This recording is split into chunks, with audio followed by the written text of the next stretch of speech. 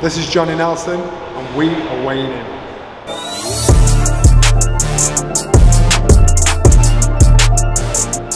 Yes, weighing in with the one and only Johnny Nelson. Johnny, from ducking me to now weighing in with me for the third time, how do you feel? I'm flattered. I'm flattered. We're here in sunny Doncaster. It's like the Miami of the North. But listen, GBM Promotions have done a good job putting the show on, and it's a good night. Listen, jokes aside, before we get into the boxing, I would like to commend you for the way you've honoured Brendan Ingle's legacy. Just tell us a bit about your visit to Home House Prison earlier this week. Oh right, so Brendan used to take us to all the prisons up and down the country, doing boxing exhibitions in the country, sparring with the prisoners as well. And you're not allowed to do that now, unfortunately. But at the same time, Brendan would talk to the prisoners, inspire them, tell them about choices, decision making, experiences, just to lift them, just to try and let them know there are choices in life. So it's something that I found inspiring, and I saw the effect of it. So I'm trying to just revive that. I'm trying to get into a position where I can go to prisons, talk to prisoners, have the prisoners talk to me. And the last prison within near Middlesbrough, that was the shout. I think we're going to Nottingham prison next. Just getting up and down the country. Eventually I want to be able to get in there and get some fighters and do boxing exhibitions. And Brendan's line was this: when we sparred with the prisoners, he said, we can't hit them, but they can hit us. Yeah. And if we got hit, it was our own fault. the worst people to fight are the people that don't know how to fight, but it's the best form of learning and teaching for a fighter. And we did that so many times. And again, it's something I will hopefully want to bring in. That's wicked, man. It's absolutely amazing. But listen, now from positive news to somewhat negative news, this week's big news is obviously Conor Benn has relinquished his boxing license, which means he won't be able to box in the UK again. What do you make of this whole situation, John? I'm like you. I'm gutted for Conor because everybody loves Conor Benn. Very surprised.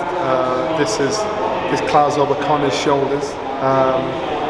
Facts are facts. The substance was found in his system, and he's got to prove how it got there. There's no point in going on about the boxing board, Eddie, Simon, Jordan, anybody like that. It's not about that. That argument is how they dealt with it. The fact is, from a fighter's point of view, Conor Benn's got to try and save his career. And so until the facts have been deviated back to Conor Benn's point of view, the facts are substance was found in his system, and he has to try and prove how it got there. And if he doesn't know how he got there, he's going to have to suffer the consequences of a ban. Also this week, we saw the announcement of Fury v Chisora 3. On a scale of 1 to 10, Johnny, how interested are you in that fight? You'll always be curious, and I'm going to lie and say I won't watch it, because I won't watch it. I expect Tyson Fury to win because he's beaten twice already. It's a Tyson Fury show, and Tyson Fury has proved he's the best heavyweight in the world, and Derek Chisora is a warrior, and he's a high-paid loser in this situation. So, but you know what? This might be the situation where you never know. Like one punch might change anything. Everything you don't know. But Tyson Fury is head and shoulders above the rest, and he's proved that. And until somebody comes along and changes that, that's the argument. That's how it's going to be. In prep for this fight, we've already seen that Anthonyjoshua is in Chisora's corner. Is that him playing mind games of his own with Fury, you reckon?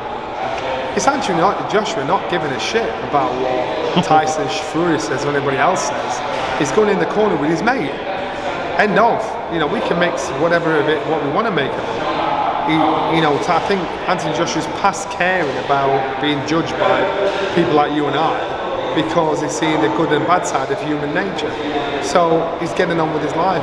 Good on him. I like that. So really, he's just being a lad. He's being who he wants to be. Johnny, we also saw him taking Big Frazer through some pad work. Big Frazer faces Sokolowski on Sky Sports through Boxer. how happy are you for Frazer that he's in a proper fight?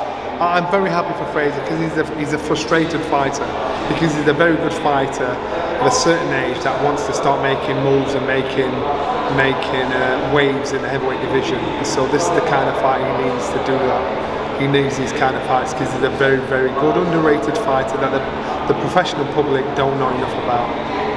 And then finally, obviously, I know you got to make a move soon, but speaking of upcoming events, someone else who is actually questioned because of the caliber of the opposition is Adamazim. Obviously, he blitzes through his opponents on a regular. He headlines against Ryan Charlton. Is that the test that Adamazim needs? We're going to keep saying the test, and when he blasts them out, say, "Oh, that was no test." I think what he's done is brilliant, and what he's doing is brilliant. I think this man is a potential world champion, preps like a champion, thinks like a champion, walks and talks like a champion. And again, the question's going to be thrown out. This is his toughest test until he walks through them, and then 2 or 3 fights down the line, he needs a tough test. He's just forever evolving and getting better and better. So again, I like to see the progression and the good fortune, what he's creating in his career. But you're confident it's a test that he flies through? Yeah, man, he flies through it. He's well and truly head and shoulders above domestic level. He flies through it. It's not even a, if, but he gets the job done. Well, Johnny, thank you for your time as always. Thank you for weighing in.